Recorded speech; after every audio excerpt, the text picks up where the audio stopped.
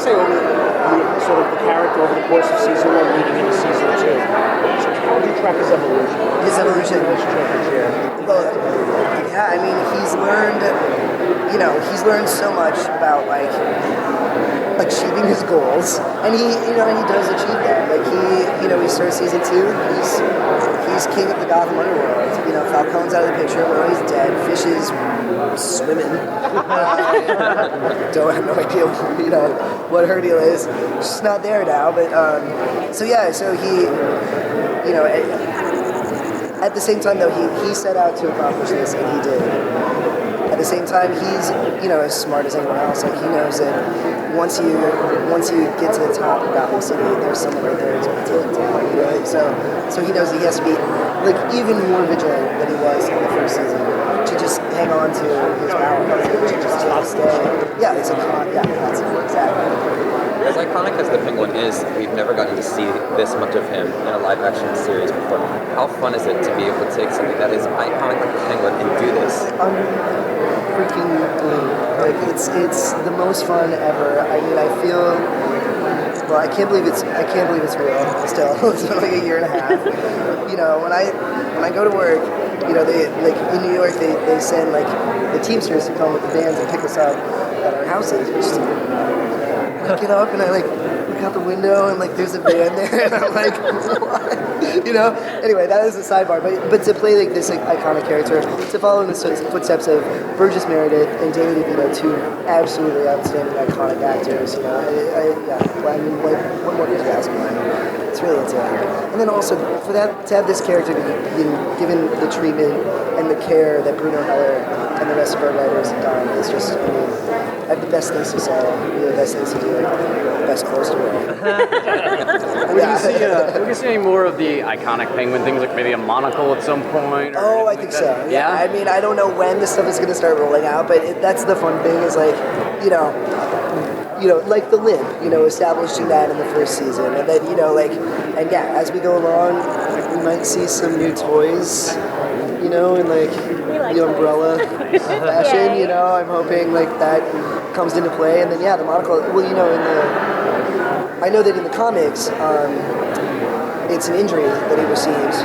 I forget from whom, but so I'm hoping like we get to establish that at some point.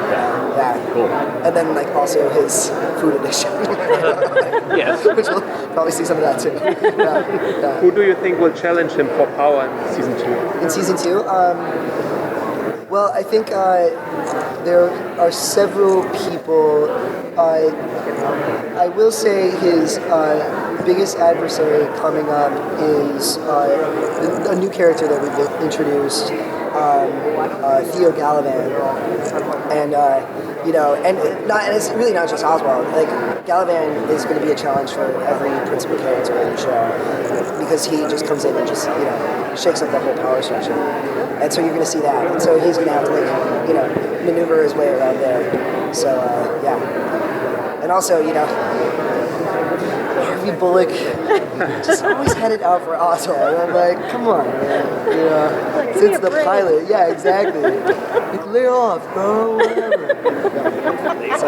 We're going to see Oswald interact with any other villains this season? Like Riddler, maybe? I can safely say that you will probably see some more of that. Like, that was such a fun scene to do. One of my favorites that we did in the first season, and also people just reacted so amazingly to it, So, like, I have a feeling that's in the cards, yeah. Awesome. What are your favorite TV shows right now? My favorite TV shows, Walking Dead, of course, Game of Thrones, of course, House Hunters International. Actually, that is a fun show. My friend does the voiceover for that show, and I'm like my friend Colette, and I turn it on, and I'm like, oh, Colette, you're killing it, because every once in a while she'll get like a little sarcastic in there, like as much as she can, and I'm like, yes. I can hear it in her voice. It's hilarious. Oh, that's too funny. Yeah. If you could run your own nightclub, what kind of nightclub would it be? Oh man, if I could run my own nightclub. Probably really quiet because I'm a person now. Like I go out and I'm like, what? Like screaming at everybody. Yeah, I like a chill bomb. It's just my speed. Some quiet, smooth jazz or something. Yeah, right. Totally. Your enthusiasm coming in here and this whole setup, I mean, is it significant the fact that you're part of this sort of iconic, legendary thing now? That from now on, you will be a part of the legacy. It's unreal. It's amazing. I mean, it's like, some people are like, ask if I'm worried about being typecast, and I'm like, I have a job. I have health insurance again. I'm really happy with where things are going. Whatever. It's like, it's just a dream. It's just a dream. I love that your character calls himself the King of Gotham. What exactly does that mean for Harvey or the Penguin? For Harvey, or what does that mean? Well, for the Penguin, I mean, it just means that everything, all of his manipulations, all of his scheming, everything that he laid out in season 1 came true. Like, his wish came true, and it just sort of means that, like, finally in his life he doesn't have to answer to anybody except himself, which is really just has been his goal the entire time. It was Donald said earlier today, and I'm just going to steal it because he's not here. He said, heavy is the head that wears the crown, and it's very true. And so you're going to see him like just trying to maintain control. We'll see how successful he is, but it's just a validation.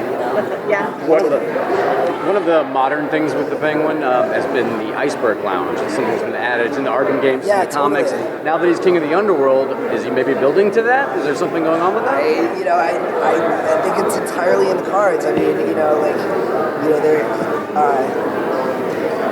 We'll have to see. I don't know. Yeah, exactly.